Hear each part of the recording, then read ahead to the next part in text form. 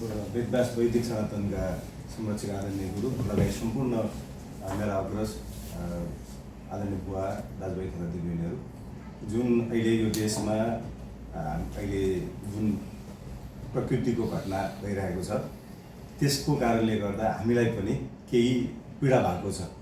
यो पीडालाई कसरी समाधान गर्ने भन्ने कुरामा जुन हाम्रा आदरणीय व्यक्तित्वहरूले जुन यो पत्रकार सम्मेलन गरेर जुन सद्भाव र्यालीको कुरा राख्नुभयो यसको आमन्त्रणको लागि आयोजक टिमलाई म हार्दिक आभार व्यक्त गर्न चाहन्छु। यो हाम्रो सुन्दर शान्त नेपाललाई थोरै आँखा लागेको छ। यसलाई सबैभन्दा पहिला हामी सबैले सबै जुन धर्ममा जुन भाषामा हामी नेपालमा बस्छौँ हामी सबै एक हौँ भन्ने सबैभन्दा पहिला हामीले मम भनेर त्यसमा लाग्नु पर्यो। जुन कारणले यो भइरहेको छ यसलाई उच्छृङ्खल हुन नदिनुको लागि हामी सबै ठाउँबाट उठेर एउटै स्वरमा एउटै आवाजमा हामी नेपालमा शान्ति चाहन्छौँ। हाम्रो नेपालमा कुनै पनि धर्म कुनै पनि तपाईको चाहिँ भाषाको कारणले गर्दा हामी एकाअर्काप्रति यो तपाईको नैतिकता छोडेर गलत बाटोमा हिँड्छौँ भन्ने जुन साथीभाइ हुन्छ त्यो सबै साथीहरूलाई म के आह्वान गर्न चाहन्छु भने म चाहिँ यसमा यो चाहिँ पीडा यो देशले यहाँभन्दा धेरै पीडा सहन सक्ने अवस्था छैन। यहाँ द्वन्द्व धेरैचोटि भयो यो देशमा धेरै घटना परिघटनाहरू भए। अब यो देशले यस्ता खालका हिंसाहरू सहन सक्दैन। हाम्रो जुन आत्मीयता छ यसमै रमाउनुपर्छ। जुन हाम्रो दमोलीमा सदियौँदेखि बस्नुभएका विभिन्न भाषा धर्मका मान्छेहरू हामी जे पर्दा पनि विवाह होस् कसैको घरमा मर्दा पर्दा होस् सधैँ हामी एकै हातमालो गरेर हामी हिँड्ने गरेको जुन यो समाज छ यो समाजमा कुनै पनि खालको कसैले पनि हामी जति पनि उपस्थित छौँ सबैलाई म अनुरोध गर्न चाहन्छु भने कुनै पनि गलत कुराहरू त्यस्ता आएका छन् भने त्यसलाई हामीले सामाजिक सञ्जाल अथवा कुनै पनि चिजबाट यसलाई प्रोत्साहन नदिउँ। सबैभन्दा पहिला हामीले के गर्छौँ भने हामी ठ्याक्कै अहिले सामाजिक सञ्जालमा आश्रित छौँ।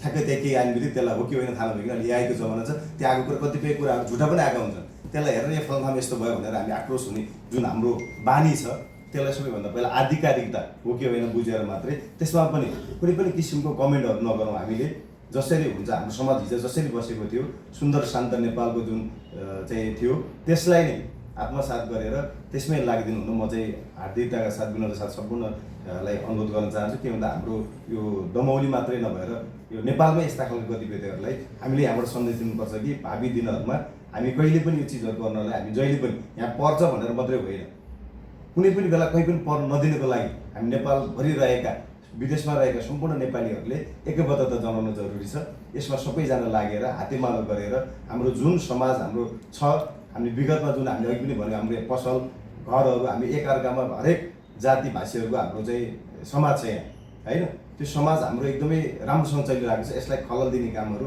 अघि गुरुले भने जस्तो यो देशी विदेशी शक्तिहरूले खेल्यो होला तर हामी नेपाली हो हामी नेपालको लागि सबैभन्दा पहिला नेपाललाई अगाडि राखेर यो काममा अग्रसर भएर हामी लाग्नुपर्छ। र यो सद्भाव र्यालीको लागि म यही मञ्चबाट यहीँबाट सम्पूर्ण तमुवासी विशेष गरेर तमुवासी दमोलीवासी आदरणीय बुवा मुवाहरूलाई चाहिँ हुने चाँडै हुने आइतबार सोमबार भन्नुभएको छ गुरुले उहाँहरूले कोर्डिनेट पनि प्रशासनसित गर्नुभएको छ।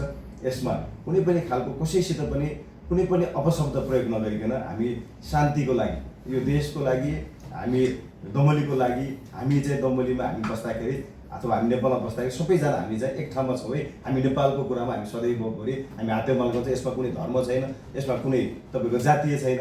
हामी जहाँ छौँ धर्मले हाम्रो चाहिँ नेपालमा संविधानले नै धर्मनिरपेक्ष भनेर तपाईँको चाहिँ घोषणा गरेको छ। सबैलाई आफ्नो स्वतन्त्रता छ आफ्नो धर्म मान्ने तर धर्मको नाममा युद्ध गर्ने धर्मको नाममा तपाईँ चाहिँ के भन्छ द्वन्द्व फैलाउने कसैलाई पनि त्यो अधिकार छैन। त्यही भएर सम्पूर्ण साथीहरू मेरो चाहिँ अग्रज बुझ्दैछु सम्पूर्ण चाहिँलाई म अनुरोध गर्न चाहन्छु यही विषयमा लिएर यही चिजमा लागेर हामीले सद्भाव र्याली र हाम्रो यहाँबाट दमोलीको सन्देश देश विदेशमा पुगोस् कि हामी एकतामा चाहिँ छौँ हामी विविधतामा एकता छौँ भन्ने खालको म्यासेज जाओस् यही भन्न चाहन्छु। धन्यवाद नमस्ते।